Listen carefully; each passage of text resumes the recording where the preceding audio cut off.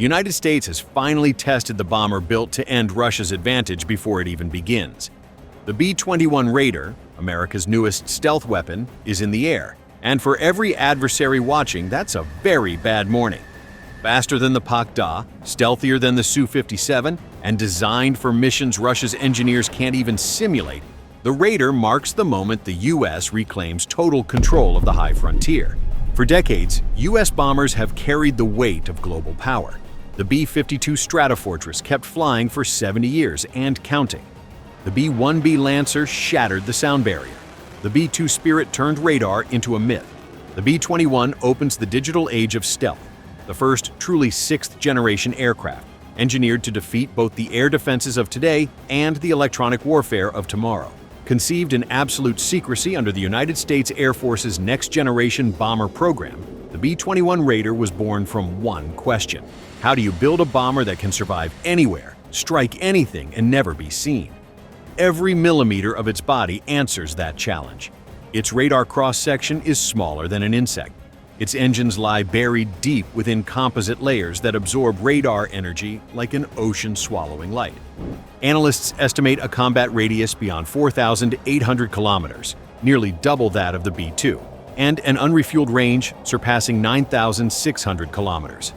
The Raider flies at high subsonic speed, optimized for stealth endurance rather than brute force, but its payload options are unmatched. From precision conventional munitions to thermonuclear warheads, from stealth cruise missiles to upcoming hypersonic prototypes. Each wing conceals bays capable of launching the AGM-158 or future air-breathing hypersonic weapons already in testing. A representative hypersonic boost glide or air-breathing scramjet weapon at Mach 5 travels roughly 6,120 kilometers per hour. At Mach 10, you're looking at roughly 12,240 kilometers per hour. That turns distances into minutes, not hours.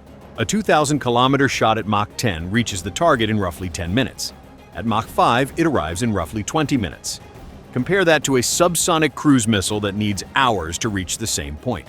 The defender's reaction window collapses dramatically. That collapse of time is the advantage.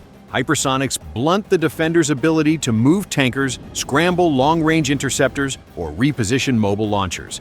They defeat layered queuing because sensors and shooters get far less lead time. Tracking data ages faster than it can be processed and handed off. Add maneuverability, not just speed, and you force interceptors to predict a changing path at several kilometers per second. That's brutally hard. But the B-21 is more than a bomber. It's a command node in the sky. It links directly with satellites, drones, and fifth-generation fighters through quantum-encrypted networks, sharing targeting data in real time. It can command autonomous, loyal wingman drones, direct F-35 and F-22 patrols, and continue operating even when GPS and communications are jammed. This is artificial intelligence fused with stealth, a ghost that thinks for itself. At roughly $700 million per unit, Washington plans to field at least 100 Raiders, starting from Ellsworth Air Force Base. Every one of them is a silent promise that no adversary will ever sleep comfortably again. Welcome to Military Power. Today we reveal what makes the B-21 Raider the most advanced bomber ever built, and why, from Moscow to Beijing, every radar operator is suddenly staring north. Picture this: a cold pre-dawn in a U.S. command room. A single decision: deny an enemy bomber base the ability to surge sorties at 6 a.m. The plan is surgical and simple. Stealth first, strike second, vanish third. Launch 2 a.m. local. Tankers are already airborne. 2 F-35s and an F-22 form the first screen. 2 EA-18G Growlers ride a corridor slightly behind. 1 B-21 Raider climbs to 15,000 meters and slips into the sensor gap. Refuel 0345 from a KC-46 about 1,200 kilometers offshore. Target impact window 5:20. Back on station before breakfast. That is the timetable the Raider is built to keep. The mission is possible because shape, materials, and manufacturing precision were designed as one system. The Raider's flying wing silhouette erases corners that would scatter radar. Smooth, continuous skin is a sandwich of high-strength carbon fiber, honeycomb cores, and layers of radar-absorbent material bonded with aerospace adhesives that behave like armor and insulation at once. Intakes are serpentine and buried. Engine hotspots are masked by layered exhaust shields and mixed-flow nozzles that spread and cool plume signatures.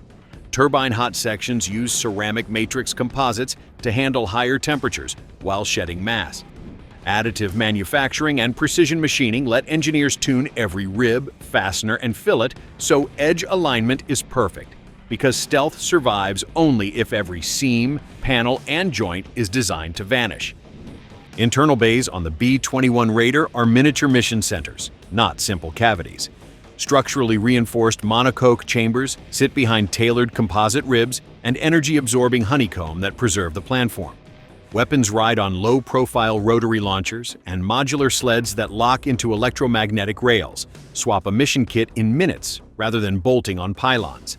Each sled includes integrated power, chilled air, and umbilicals for weapon health monitoring and pre-launch checks, plus shock isolators to protect seekers. Doors are machined to hairline tolerances and cloaked with multi-layer radar-absorbent seals. Actuators move in milliseconds and close under negative pressure, so no hinge or pocket betrays the airframe. What that hardware buys you is repeatable performance and real mission flexibility.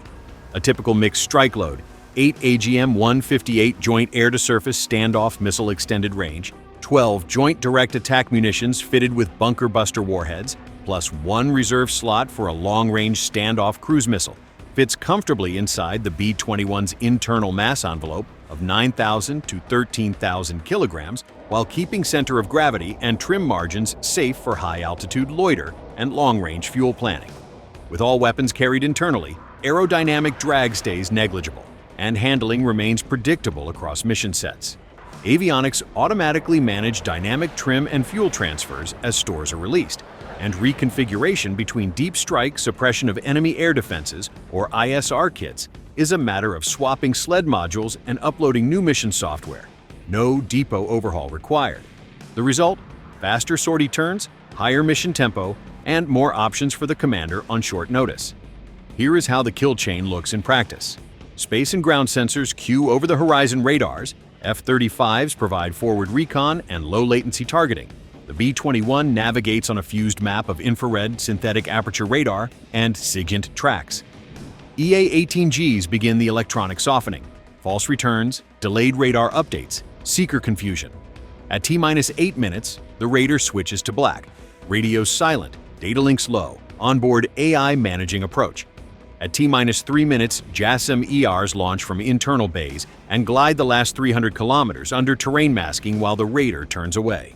Timing is vital because reaction windows are short. If defenders field S-500 batteries with effective intercept reach near 500 kilometers and a radar-to-launch clock under 10 seconds, you do not simply outfly them, you shrink opportunities.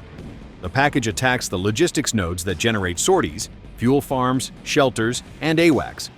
Knock out tankers and AWACS first, and the bomber problem becomes a logistics problem. That is surgical denial. Hypersonics complicate the equation. A KH-47 M2 Kinjal at Mach 10 can close thousands of kilometers in minutes, which forces Raider plans to be proactive, break the chain before hypersonics threaten launch nodes. That is why the Raider's suites combine stealthy weapons, standoff munitions, and layered electronic warfare to hit launch nodes, blind sensors, and disrupt coordination, not just the bombers themselves. Escorts and attrition are managed by force design, not brute numbers. One B-21 in a strike node can coordinate a swarm effect.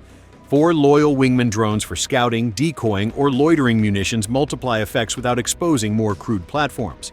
Use drones for radar draws or sacrificial decoys while missiles come from another vector. The Raider becomes a command node as much as a bomber. Logistics choreography wins the campaign. An Atlantic to Arctic sortie still needs planned tanker cycles, at least 2 KC-46 legs staged along the route, each adding 40 to 60% more on-station time, plus EW support and carrier or shore assets for redundancy. When planners outschedule the enemy, stealth does the rest.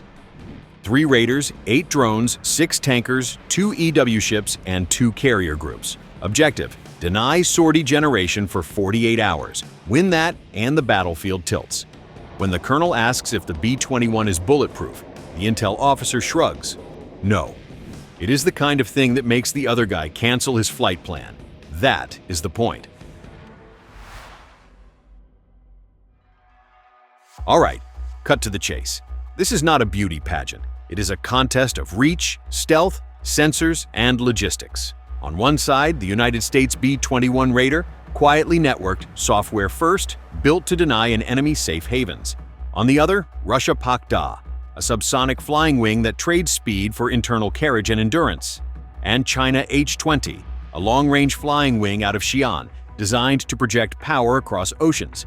Below is a hard-headed, numbers-first breakdown for people who want capability and consequences, not poetry. Platform basics and raw numbers. PAK Da, Russia. Subsonic flying wing optimized for internal payload and endurance. Open estimates place internal carriage at about 30,000 kilograms. Projected range above 12,000 kilometers. Cruise at subsonic speeds optimized for long loiter. Public speculation on unit cost usually falls in the 120 million to 200 million USD band. H-20, China. Long-range flying wing in development and dual-capable. Open estimates put payload between 10,000 and 20,000 kilograms, range roughly 8,000 to 10,000 kilometers, cruise high subsonic. Cost is unclear, but is generally expected to sit between PAK Da and B-21 on an industrial accounting basis. B-21 Raider, United States. Designed for deep penetration, sensor fusion, and flexible payload carriage. Public estimates place unrefueled range above 9,600 kilometers and payload options from precision standoff munitions to larger internal loads. Its doctrine emphasizes networked strikes, survivable command, and standoff denial. Heavy stealth bombers are not independent weapons. They are nodes in a combat web. Tankers, airborne early warning, secure communications, hardened runways, and logistics. The B-21's operational logic is surgical denial. It targets the sensors, tankers, and C2 that enable PAK Da or H-20 operations, using standoff missiles and precision munitions to attack launch infrastructure from outside the densest air defense rings. The Raider's advantage is not only low observability, it is the ability to act as the node that commands and shapes the entire kill web. How payload changes the calculus. PAK Da's enormous internal carriage, about 30,000 kilograms, lets it loft multiple long-range cruise missiles, hypersonic boost glide vehicles, or heavy nuclear loads. Massed salvos from a PAK Da formation can saturate defenses. Even a fraction penetrating the envelopes is strategically consequential.